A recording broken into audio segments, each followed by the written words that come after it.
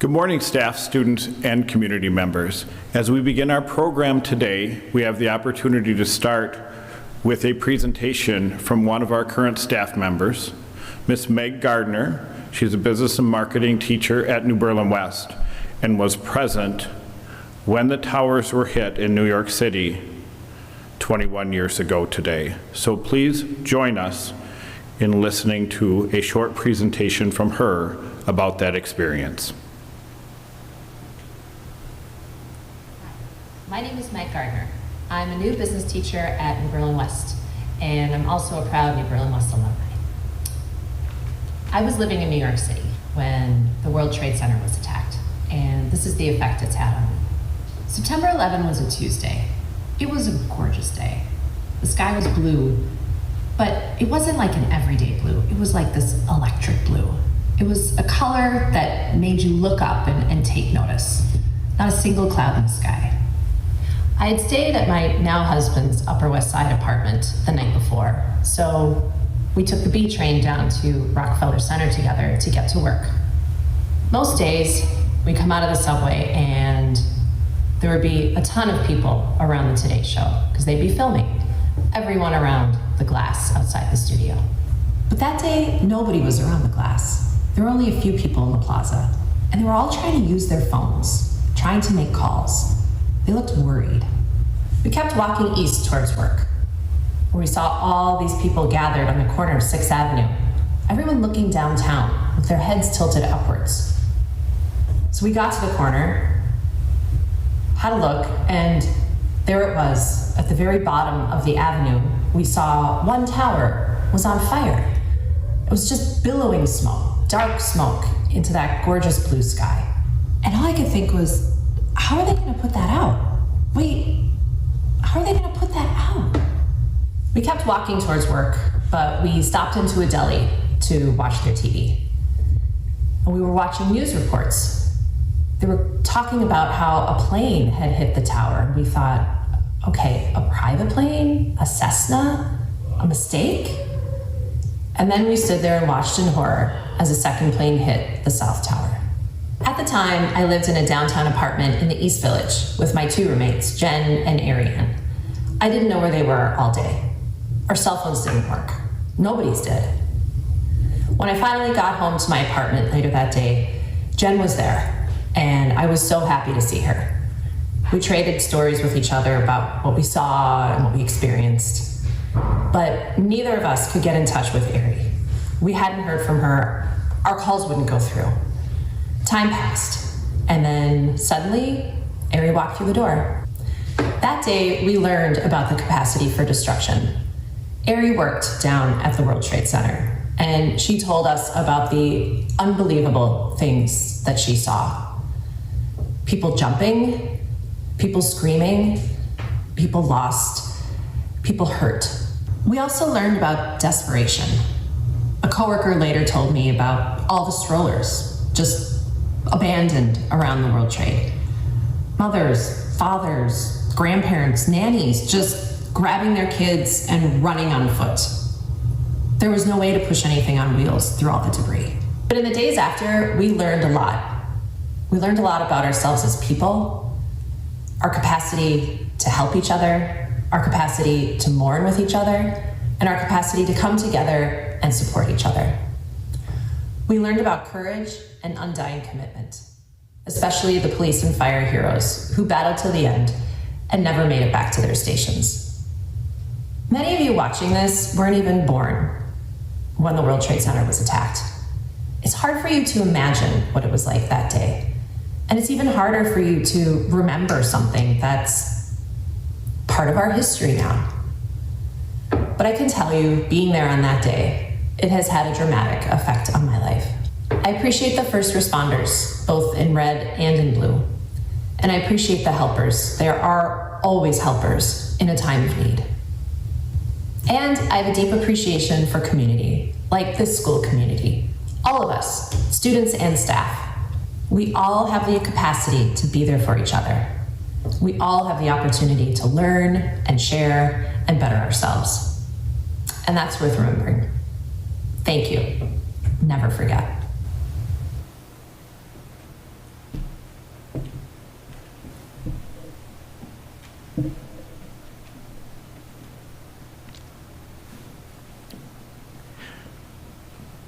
Good morning, everyone. On a beautiful blue sky day, the world changed forever. Each year, we commemorate those who paid the ultimate price on a day when they simply showed up for work, dropped their children off at childcare, or boarded a plane for a business trip. No one could have suspected the tragedy about to unfold. 21 years ago today, the majority of people in this building were not yet born, so we may not all realize how much our lives were transformed by the events of September 11th, 2001. At this time, I would ask that you join me in a moment of silence, the time the first plane struck the North Tower of the World Trade Center.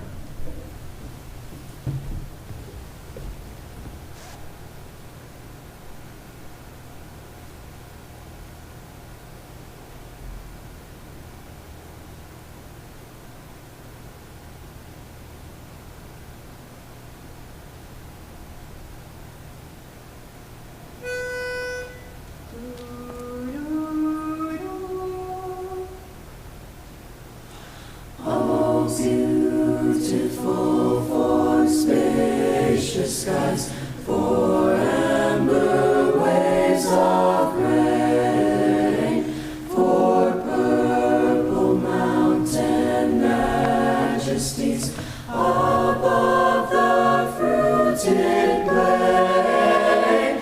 America, America, God shed His grace on thee, and crown thy good with brotherhood from sea to shining sea.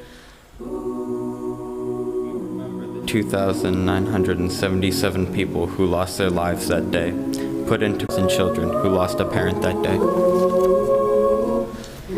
21 years ago, Americans were glued to their TV watching horrific images that seemed to be something out of the movies. As they watched, people were called to action. Thousands of young men and women enlisted to protect and defend our country in the wars to come. Their choice helps keep us safe today. High school students wanting to help stood in lines for hours to give blood because they could do nothing else. So many people came that they were turned away only to come back and repeat the process the next day. They were not asked to come back, but felt that call to act. 36,000 units of blood were collected in New York City alone. Every day, Americans donated profits from lemonade stands, garage sales, and their paychecks to help from miles and miles away. Organizations like the Red Cross raised over $1.4 billion because people wanted to do whatever they could do to help.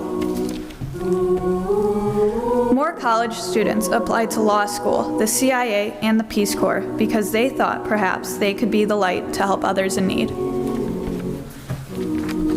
150 countries lost citizens in the terrorist attack, and that day the world got smaller. The Star-Spangled Banner played at the Buckingham Palace.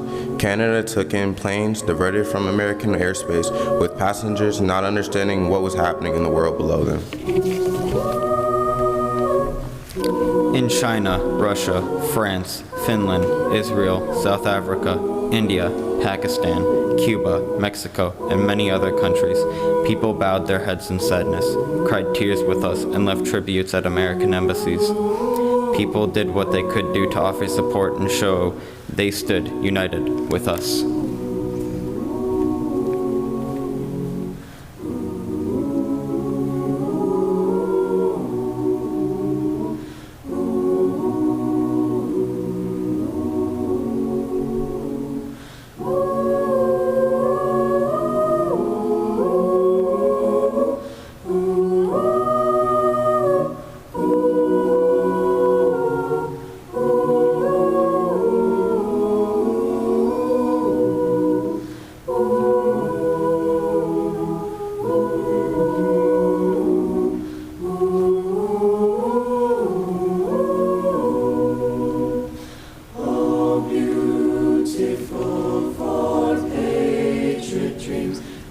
that sees beyond the east.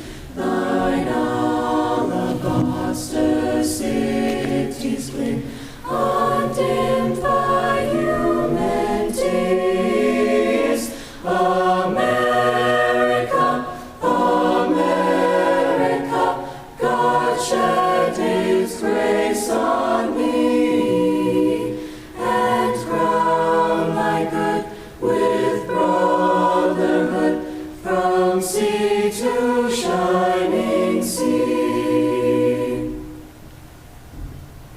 As the days and years ahead proceed, let us all hope for peace and tolerance in the world. September 11th was a terrible and tragic day in our country and around the globe. Yet what we learned that day is that we are not alone. In one of our most challenging moments, we came together to rebuild, to support each other, to look at our neighbor across the street or across the globe with patience, humanity, and dignity. We saw the goodness in our fellow person. Let us, today and every day, remember that lesson. To be kind to one another, and remember that we are more alike than we are different.